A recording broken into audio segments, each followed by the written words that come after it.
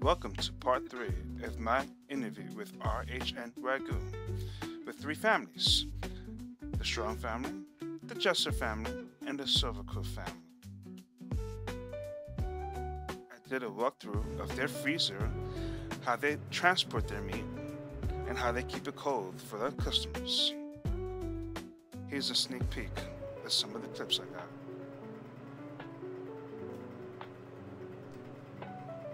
Come with me as I do a run-along with Nick with their local pasture. These are your registered cows, you said? Yes, these are all full-blood Wagyus. See a lot of babies there. Yeah. We have calves all year long. We don't really have a calving season like most of your traditional cattlemen do. So traditionally, cattlemen will have a season, a 3-month period that calves are born. It makes their life easier in working cattle, and when they get ready to sell, the calves are very similar in size and weight and age. Well, in our model, we want to be able to provide beef all year long as fresh as possible. So we have calves born throughout the year. We don't really have a calving season per se. I've noticed when they like to go in the shaded areas a lot. So that's the nice thing about the reds is the reds tolerate the heat a lot better than the blacks do. And so when it's really hot, the reds do better on feed and grass and hay consumption versus the black cattle. You did mention that earlier, that they like the heat more.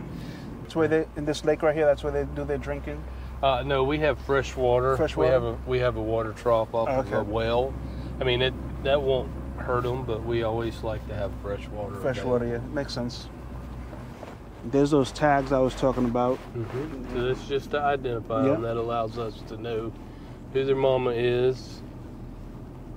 So it keeps all that information, huh? Well, the application that we use, 701X, it keeps track of all of that information, and we are able to keep that data. Even we're going to start putting in our marbling scores that we're getting with the new camera. We'll start putting that on in that database, and we'll be able to track what breeding combination has given us the best final product. There's so much science and data collection involved in the whole process. So these two, there's a bull on the right and this heifer on the left. They're ready to be weaned. So we wean our Wagyus a lot earlier than our traditional cattlemen. Wagyus are not known to be good milkers. So we typically wean the calves by 6 months of age. Because if not, they just draw the cows down so much. That mama's natural instinct is to create as much milk as possible, so they give up their fat and their energy to create that milk. And so we want to maintain the cow as much as possible as well. That way she breeds back, she's healthy, those kind of things. This is like old Florida here, the old cattlemen, these oak hammocks.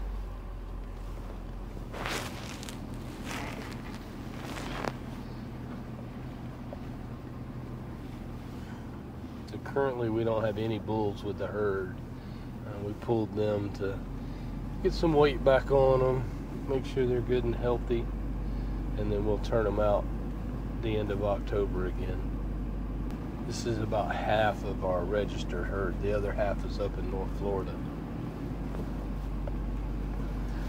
So Nick, when we was talking back at your freezer, there was one thing I neglected to talk about. It was one of the items is a new product that you guys are offering is the beef tallow. Can you speak about your beef tallow? Yeah, so the beef tallow is rendered beef fat. It makes everything better. So we use it at home basically in place of rendered pork fat, so bacon grease.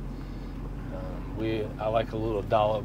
We'll do rice in the rice maker, and we'll just do a little dollop in the rice while it's cooking. It just makes everything taste better.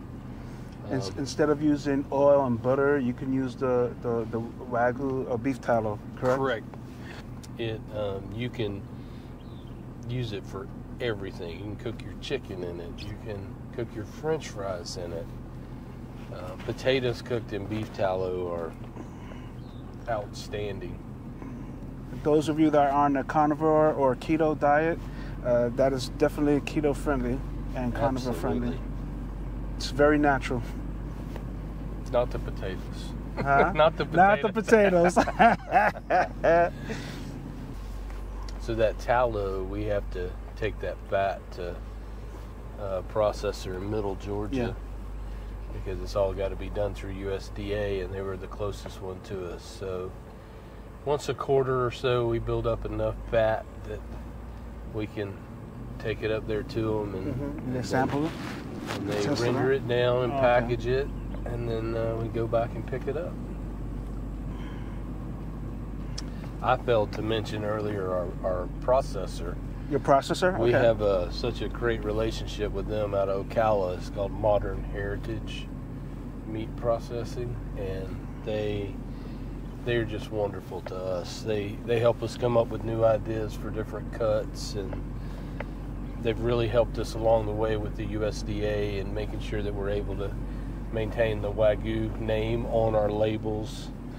So what you're saying is having a good meat packager, processor is very important to your business. It's as important as raising the beef the right way, choosing the right feed. Everything that we do is based on a relationship, and those relationships will make you or break you. So when a rancher has an off-known cut, maybe something different that a lot of other folks are not doing, that's maybe that's possible guidance from their meat packager? Absolutely. Before I was born and raised here in Florida. I'm a 6th generation Floridian, and I knew nothing about a tri-tip. Ooh, yeah, because that's out in California. It's California and Michigan. And Michigan. Michigan and California are big tri-tip states. I knew nothing about it. And we always, when I was growing up and got our own beef processed, we never had tri-tips, so I'm assuming it went to the grind, and that is a horrible way to treat a tri-tip. Correct. It's one of my favorite cuts. There's so many cool new cuts that I never knew about. Tri-tip is one. Denver steaks, I never knew about those until we started. I recently learned about them. Yeah. The flat iron. The flat iron comes from that outside muscle on the shoulder. Yeah. That was always ground or left in a chuck roast. There's such great quality products that if you're not in the business and you don't know, you're scared to try it, but they're wonderful. Anything from that chuck, I love chuck. Chuck eyes, Denvers, flat irons, chuck roast. I love them all.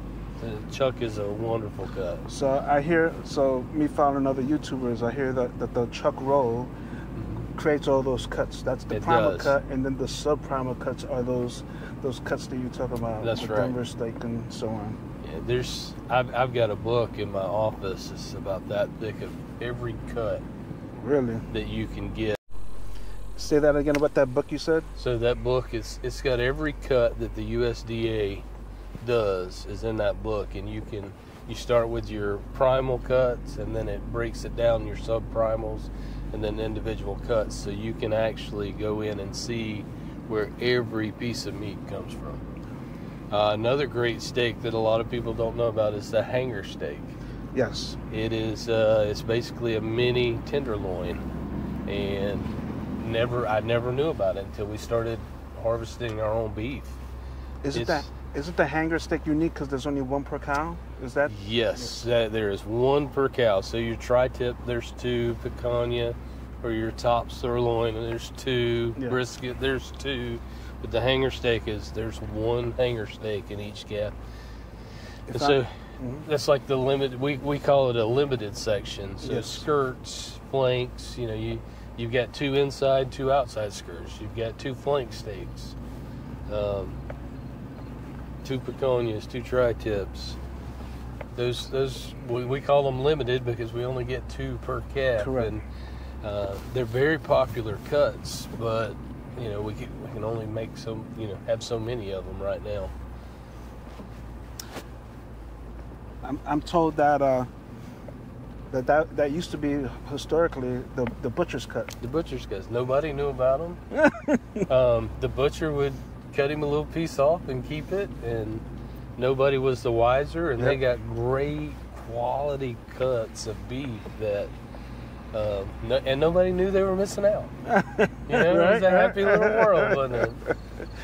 So one thing about a Wagyu calves is there's research that backs that these calves, their final IMF or intermuscular fat starts when they're young. So the goal is to feed the calves as early as we can. So we have creep feeders out for the calves.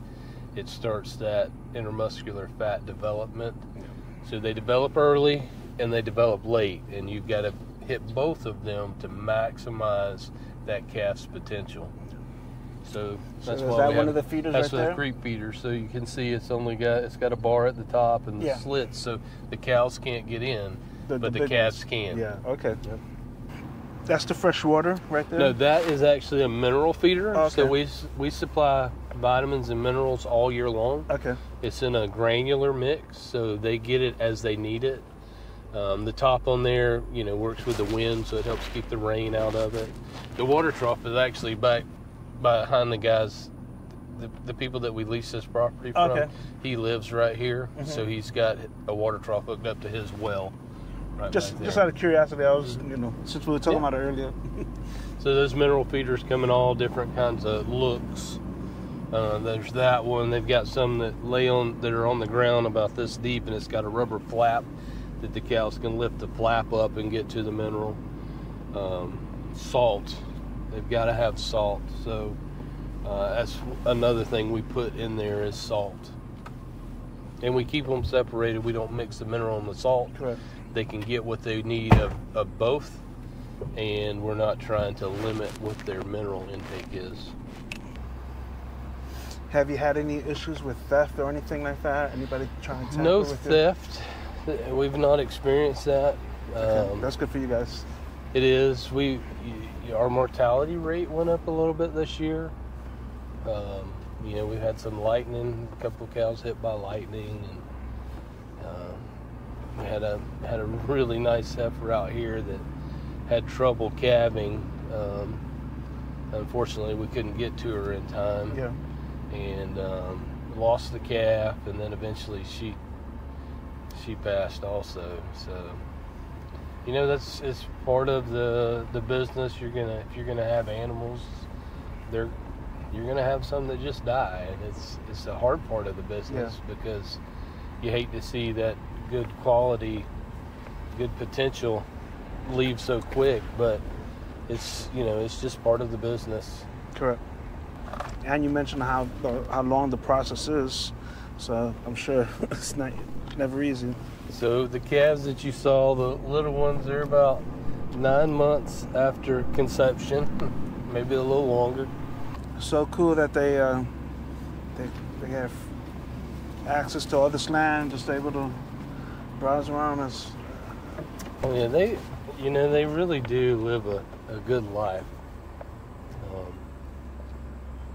Luckily in Florida, our grass growing season is very long, so we don't have to hay as much, so they get good fresh grass.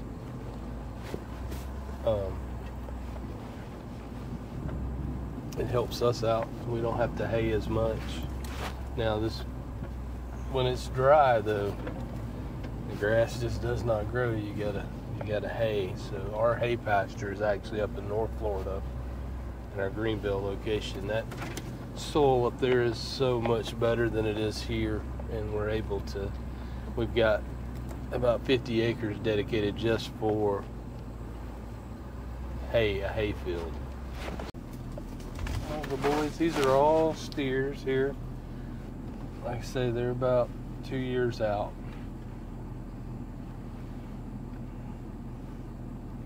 Oh, there they are coming over here too.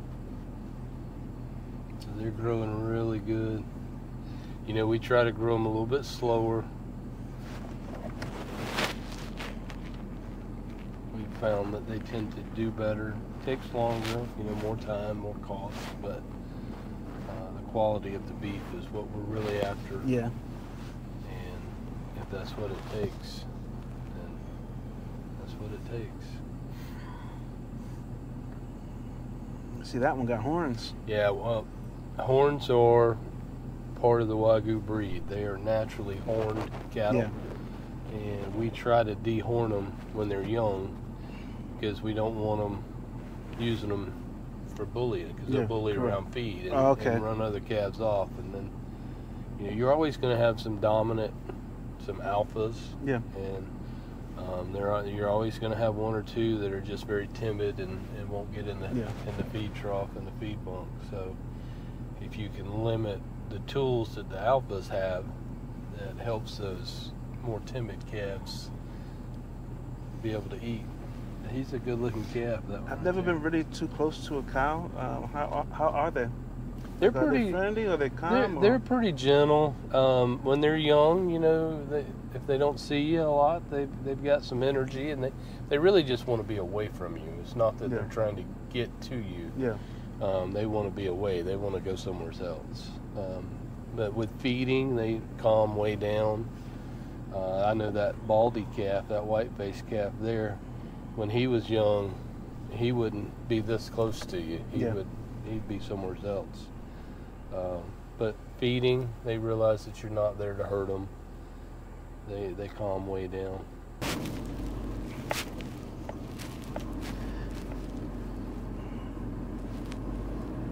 They're beautiful. Well, folks, there you have it. This was our visit with RHN. This is Nick, RHN Wagyu. If there's anything that I miss, anything you want me to ask, I won't be afraid to reach out back to Nick and his team. Is there anything I missed that you got me to ask Nick? Like and subscribe.